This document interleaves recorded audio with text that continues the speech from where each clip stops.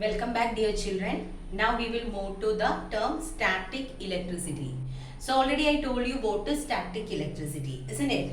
Static electricity means it deals with charges at rest. Okay. So before moving in detail about static electricity, we will be considering about an atom. So we know that atom is the smallest unit of a substance, isn't it? Then, in an atom, we are having the positively charged nucleus in the center.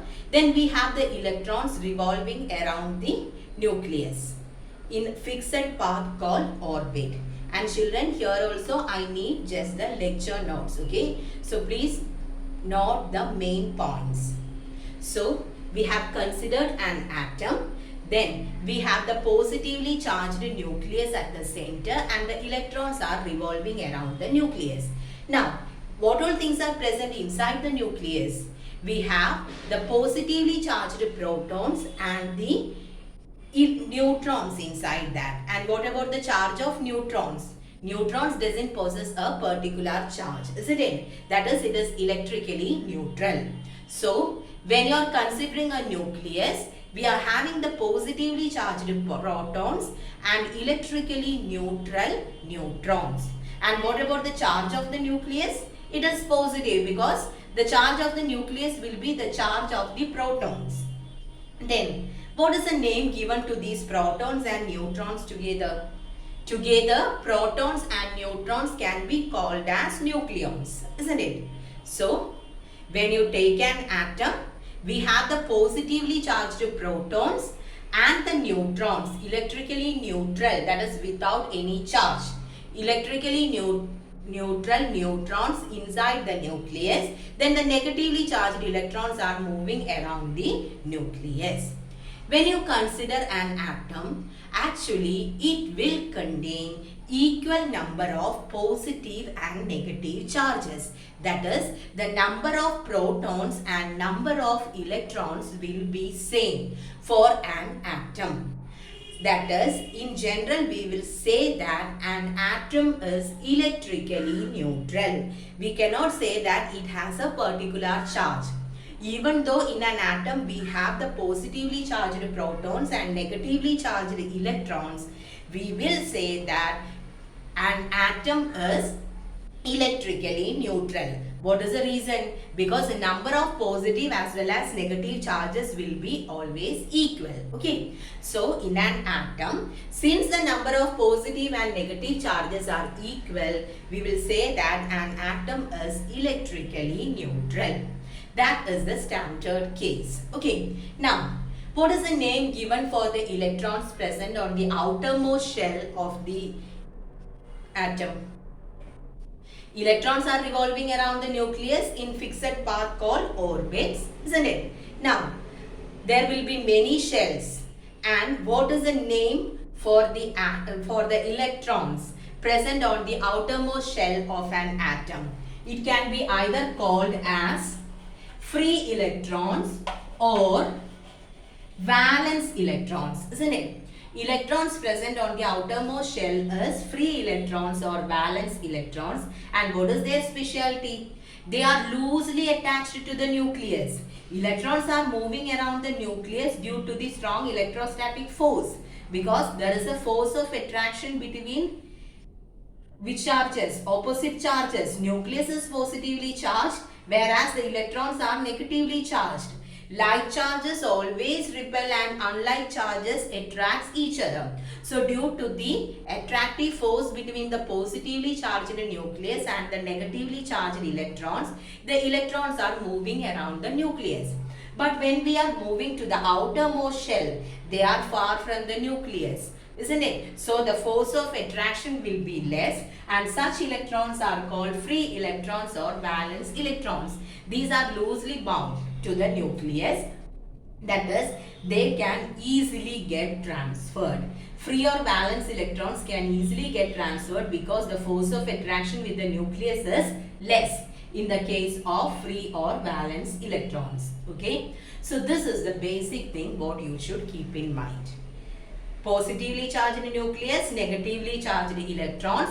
Free electrons or valence electrons are loosely bound to the nucleus. When you consider an atom at first, it will be electrically neutral. Now, when this is rubbed with another object, what happens? There will be transfer of electrons. Okay, so when you are rubbing an object with another object, there will be transfer of electrons. That is, for both the objects, the electrons present in the outermost shell will be free. So based on the nature of the object, one object will give away electrons and the other object will accept the electrons. That means a charge transfer will take place, and as a result the two bodies will become charged. Okay, at first an atom, or when you consider a body, it will be electrically neutral because it consists of same number of positive and negative charges. Once it is rubbed with another body, charge transfer takes place. One object will give away electrons and the another object will accept electrons, and the nature of the body depends who will give the electrons and who will accept the electrons. So, due to transfer of electrons, what happens? One body will be getting more number of negative charges and the other body will be having less number of negative charges. So, the body with more number of negative charges, or the body which accepts electrons, will get a negative charge. Okay, so the body which accepts electrons will have more number of electrons, then we will say that it is a negatively charged body. Now, the body which give away electrons, so the number of electrons in that body is reduced when compared with the protons. So that body will develop a positive charge. Okay, so this is how we are getting positively charged and negatively charged bodies. So when you are rubbing an object with another object, there will be transfer of electrons from one object to another. So let A and B are two objects. Let A give away electrons to B. Okay, let the electrons move from A to B. So A is having a deficit of electrons. Number of electrons will be less than the number of protons. So A will develop a positive charge, or you will say that A is a positively charged body, and moving to B, it is getting more number of electrons. So what happens? Electrons means negative charge, isn't it? Number of electrons will be more than protons there. So what happens? B develops a negative charge and it will become a negatively charged body. So at first A and B were electrically neutral. After rubbing, A became positively charged and B become negatively charged. This is how we'll be getting charged bodies. Okay. Now here we were discussing about static electricity. Static electricity deals with the study of charges at rest. So here the charges were actually in the rest position. By rubbing, we made the charges to move, and that is how this movement of charges will make the static electricity. Okay, so this is the concept behind the charges. And saying more about charges, what all things you have to remember? There are only two types of charges, positive and negative. Then like charges always repel and unlike charges attracts each other. What are like charges? Like charges means if two positive charges are brought closer, it will repel. Similar to the magnets. In the case of magnets, we know that like poles repel and unlike poles attracts each other. Same thing, if two positive or two negative charges are brought closer, it will repel. But if there is a positive charge and a negative charge, it will attract. Okay.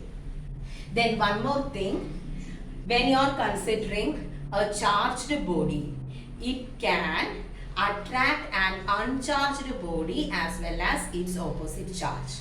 Okay, a charged body can attract an uncharged body and the opposite charge. So hope it is clear for you. Now keeping this in mind, we can explain the common experiment which we will say in the case of electrostatics or static electricity. That is, this is what you can do from your home. Okay, and you can check. If you want now itself, you can check. You can check that. First, you can take your scale. Okay, ruler. Take the scale. Then take small paper bits. You can just tear a page from your rough book. Then make small balls with it. That is a small tiny balls or small bits you can make. First, bring the scale closer to the paper bits. You can check whether the paper bits are getting attracted. You can see that the paper bits will not be attracted. Scale will remain as such. Paper bits also will remain as such. Then take the scale and rub it on your hair. So after rubbing, you bring the scale closer to the paper bits. You can see that the paper bits gets attracted. Okay, so this is our experiment. Take the scale and some small paper bits. Bring the scale closer to the paper bits. At first, the paper bits will not be attracted by the scale. Now, rub the scale on your hair and then bring it closer to the paper bits. You can see that the paper bits will be attracted by the scale. Now, we have to think about the reason. So, what happens here actually? At first, when you are taking the scale and the paper bits, both were electrically neutral. That is, both contains equal number of positive and negative charges. Scale as well as in the paper bits, the number of positive and negative charges were same, or they are electrically neutral. Now, when we are rubbing the scale on hair, what happens? Charge transfer takes place and the scale gets charged. It can be either positive or negative. It depends upon how you rub and about the number of free electrons. Okay, so the scale becomes a charged body after rubbing on the hair. When this charged body is brought closer to the paper bits are electrically neutral, and already I told you a charged body can attract uncharged bodies as well as oppositely charged bodies. Since the paper bits are uncharged bodies, what happens? The scale, which is a charged body, will attract the paper bits. Okay. So this is static electricity. So is it clear? This you can try. Very simple experiment, and clearly you can see due to that, or you will understand that due to change or due to the transfer of charges, the scale gets charged and it starts attracting the paper bits. So many examples are there in order to prove static electricity. Another one, when you take a balloon, okay, and when you just keep it near the wall, it will roll down, it will move down. Now just wrap this balloon with a silk cloth or a fur, and then you just keep it near the wall. You can see that the balloon gets stuck on the wall, or it gets attracted to the wall for a short period of time. At first, balloon and the cloth were electrically neutral. After that, what happened? Balloon became charged, so it will attract, it gets attracted. Okay, it will get attracted on the wall. So many things. Again, if you wore a nylon shirt, nylon material, okay, shirt made up of nylon, and if you sit on a plastic chair, when you raise from it, when you stand, you will hear a small sound due to the rubbing. That is, here the nylon shirt and the plastic gets rubbed and charge transfer takes place. You will hear a sound if you do like that. So that is also about static electricity. That also you can try. Or if you take a nylon cloth, if you rub it on a plastic chair, you will be hearing a sound. But if you are considering a cotton cloth, it won't come, because if more number of free electrons are there, then only charge transfer will take place easily. Okay, so is it clear? Now The next one, again we have few common examples which we'll discuss related to static electricity. The most common example is about a glass rod and a silk cloth. Okay, so glass rod in chemistry lab and all, in order to stir things you will be using a glass rod. When this glass rod is rubbed with silk, charge transfer will take place. That is, the electrons will move from the glass rod to the silk, and the glass rod will get a positive charge and the silk cloth will get a negative charge. Okay, glass rod, when glass rod is rubbed with silk, glass electrons will get transferred from glass rod to silk. So since the electrons are moving from glass rod develops a positive charge. Since the silk cloth is accepting electrons, it develops a negative charge. Then another common example is an ebonite. Ebonite is a bad conductor. Okay, and if an ebonite rod is rubbed with fur, when ebonite rod is rubbed with fur, then ebonite rod gets negatively charged and fur gets positively charged.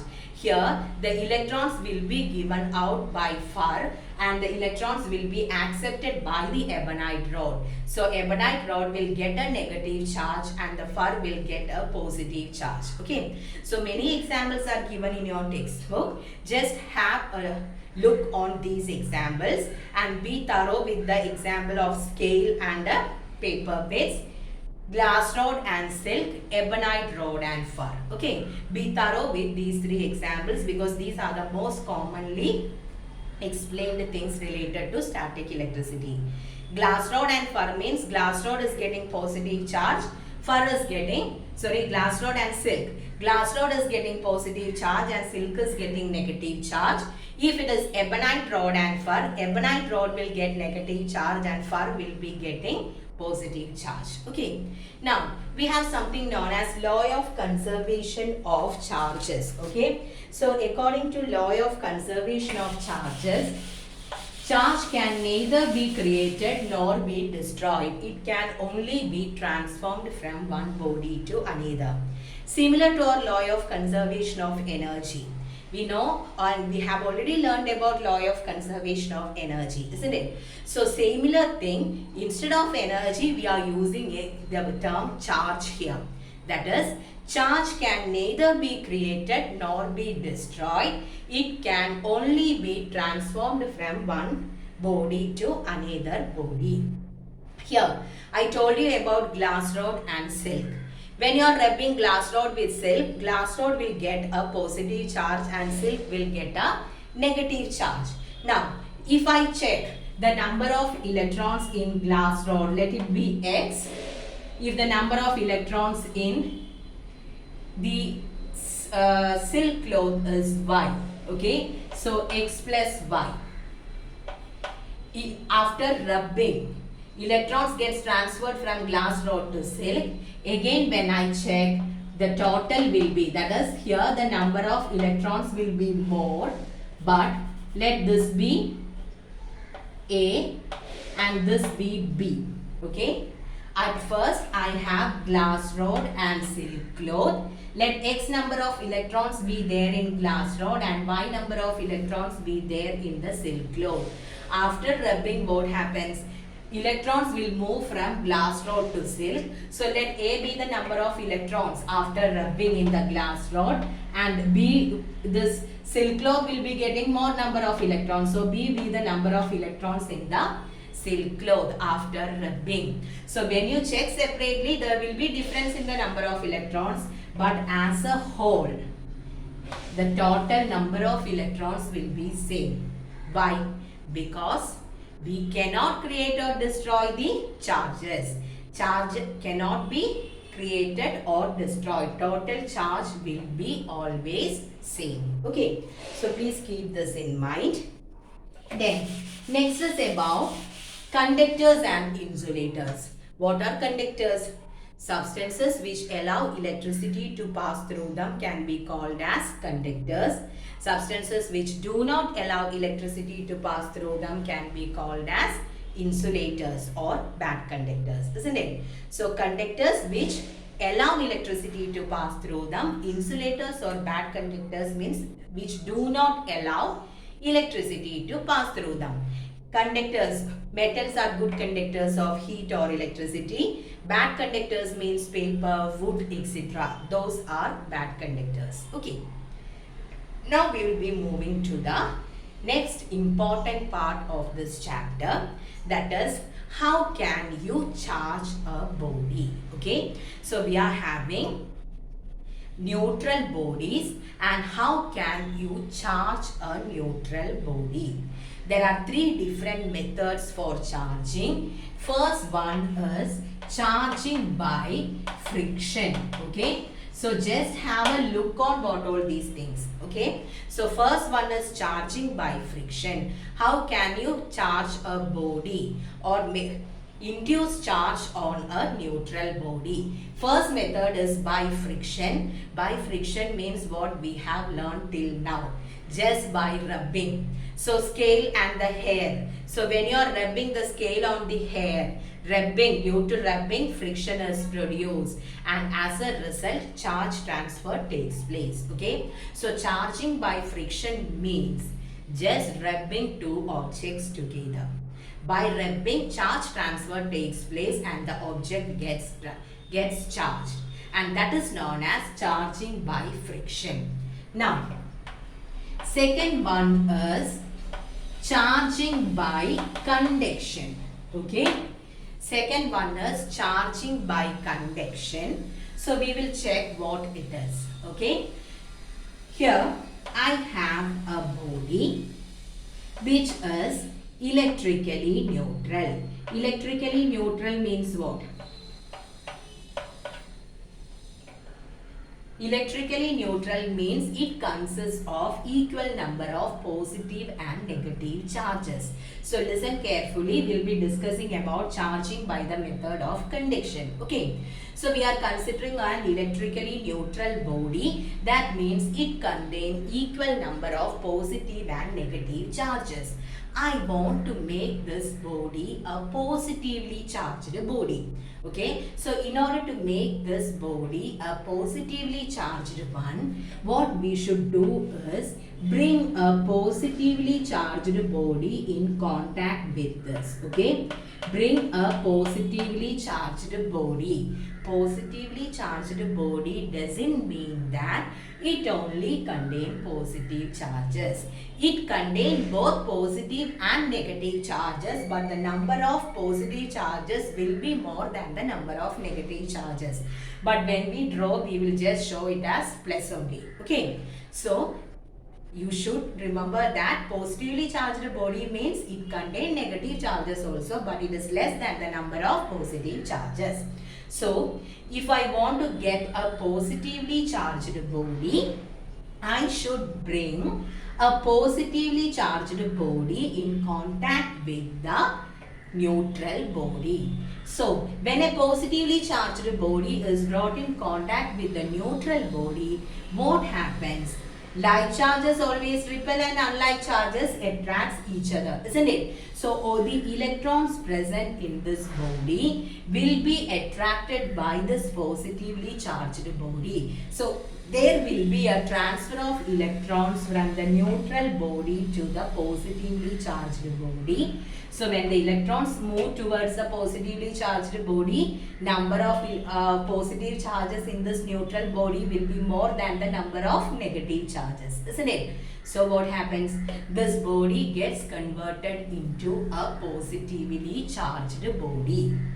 Okay. So once again, if you want to charge a body by the method of conduction, what you have to do? If I want to make it a positively charged body, this is our neutral body. If you want to make this body a positively charged body, bring a positively charged body in contact with that positively charged body. How will we get a positively charged body?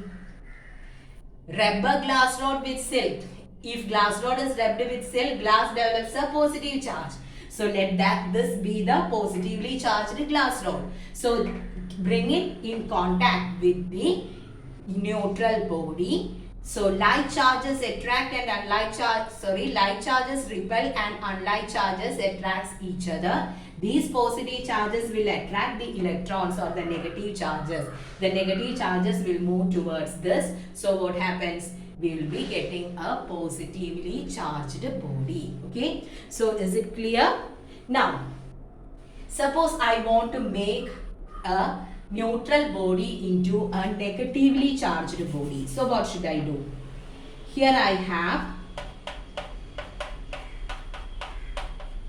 a neutral body. Neutral body means it contains equal number of positive and negative charges. Okay. Now I want to make this into a negatively charged body. So what should I do? Bring a negatively charged body in contact with this. So which is our negatively charged body? When an ebonite rod is rubbed with fur, ebonite rod becomes negatively charged and fur becomes positively charged, isn't it? So bring that negatively charged ebonite rod in contact with the neutral body. So what happens? Here, I need it into a negatively charged body. These positive charges won't move because positive charges are protons which are present inside the nucleus. Here what happens is the excess or the valence electrons present in this negatively charged body will enter the neutral body and neutralize the positive charges. If plus and minus comes closer, it gets neutralized or it gets cancelled, isn't it? So the negative charges will enter and it neutralizes the positive charges. So what happens? We will be having a negatively charged body last. Okay. So here I want to get a negatively charged body. So I brought a negatively charged body in contact with the neutral body. The electrons from the negatively charged body enters the neutral body and neutralizes the positive charges, thereby giving a negatively charged body. Okay. So about conduction. Actually, we are having three different methods: friction, conduction and induction. Induction we will discuss in the next class. Friction, it's very simple, just by rubbing. Conduction means 2 points should be there in your answer. First thing is the two bodies should be in contact. Okay, if you keep the positively charged body here and the neutral body far apart means conduction won't take place. In order for conduction to take place, the positively charged body should be in contact with the neutral body, or the negatively charged body should be in contact with the neutral body. Both the bodies should be in direct contact. And the next one is to get a positively charged body, bring a positively charged or keep a positively charged body in contact. To get a negatively charged body, keep a negatively charged body in contact. Okay, so 2 points should be in contact, keep equal charge. Okay, so that is the method of conduction. So children, I told you, I need the lecture notes. Please be thorough with these 2 videos for the next class. Then only I can move to the next topic. Okay, so thank you.